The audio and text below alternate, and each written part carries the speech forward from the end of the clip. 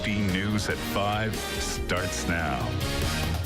Now at 5, the search may be over for Joseph Jakubowski, but authorities are still trying to figure out the motive behind the crime that sparked a week-long manhunt. Plus, we hear from the man being called a hero after notifying authorities of Jakubowski's location. And a look at how the U.S. is responding to North Korea's nuclear threat. Welcome to NBC 15 News at 5. I'm John Stofflet. And I'm Meredith Barrick. Thanks for joining us on this Good Friday.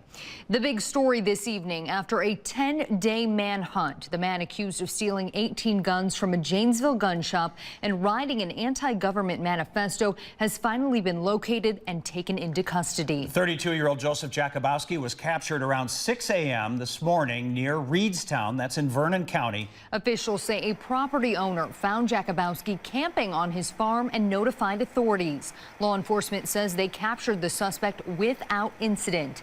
Officials are also saying they found firearms near his campsite. Jakubowski appeared in federal court this afternoon for his initial appearance.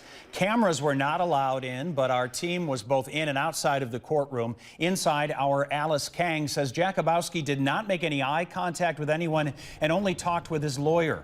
The judge set dates for meeting with the grand jury for Wednesday the 19th, and Jakubowski will have an arraignment on the 25th. Now, that complaint charges Jakubowski with stealing firearms and silencers from the gun shop. If convicted, Jakubowski faces a maximum penalty of 10 years in federal prison. And this is an ongoing investigation, so there's a possibility there may be more state and federal charges. Following this afternoon's court appearance, authorities took Jakubowski to the Rock County Jail.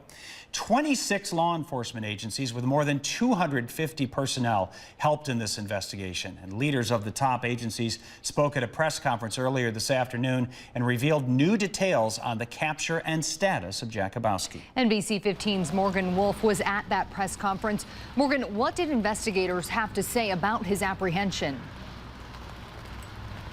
Well, Meredith, there was a lot said at this press conference, but we heard from the landowner who spotted Jakubowski that he worked with the federal and local agencies to capture him. Now, he said that there were drones and infrared technology used to spot him, and the authorities worked through the night until 6 a.m. when they finally got a hold of Jakubowski. They were able to move in a way that he did not detect them, and they were able to move in a way that he was brought into justice without incident. And again, no law enforcement officers were hurt, no citizens were hurt, and he wasn't hurt. So 5 guns were found near Jakubowski and 1 long gun, not specified if it was a machine gun or not. In addition to those guns, they did find a samurai sword and inflammable objects too. Now, according to the rest of these findings, they say that they're confident that they will be able to recover all of those guns that were stolen. Morgan, they've announced 3 felony state charges against Jakubowski. So what are the federal charges he's going to face? Well, John, the FBI said today that he will face federal firearm charges, so that means that he could possibly face up to 10 years in federal prison. All right, Morgan Wolf, live in Janesville. Thank you so much. The man who found Jakubowski is being called a true hero for alerting authorities of his location this morning. NBC 15's Hannah Flood is on the property where the fugitive was captured. John and Meredith, the landowner here, Jeff Gorn, says he found Jakubowski under a tarp set up like a tent just over this hill. He says he approached Jakubowski, but at the time had no idea he was speaking with the person at the center of a nationwide manhunt. Gorn is a retired high school counselor. He says he sat and talked with Jakubowski for about an hour. All he knew then was what Jakubowski told him, which was he couldn't go back to where he came from and was trying to get off the grid. He actually was personable. He actually was somebody who was willing to offer information. He never one time had talked about anything that he was doing that may be a problem in the future. Gorn says after talking with Jakubowski, he knew something wasn't right. He called the Vernon County Sheriff's Office. During the call, he learned about the manhunt and confirmed the man on his property was Jakubowski.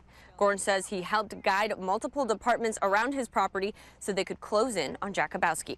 The police department did so well. My part of this was very small. They were the ones that were out in the field all night long. Gorn says after talking with Jakubowski in the woods, he's not surprised that things ended peacefully. He says he didn't get the impression Jakubowski was violent or looking to hurt anyone. Now this morning, the Richland and Vernon County sheriffs thanked Gorn for calling in that tip and helping out with the search. They say they do expect that he will receive that $20,000 reward from the FBI. In Viola, Hannah Flood, NBC 15 News. And following the capture of Jakubowski, the Janesville community, of course, says it's relieved this search is over. More than 150 local, state, and federal law enforcement officials have been scouring the Janesville area for the last 10 days looking for him. Today, some families from the community headed out to parks after news that he'd been captured.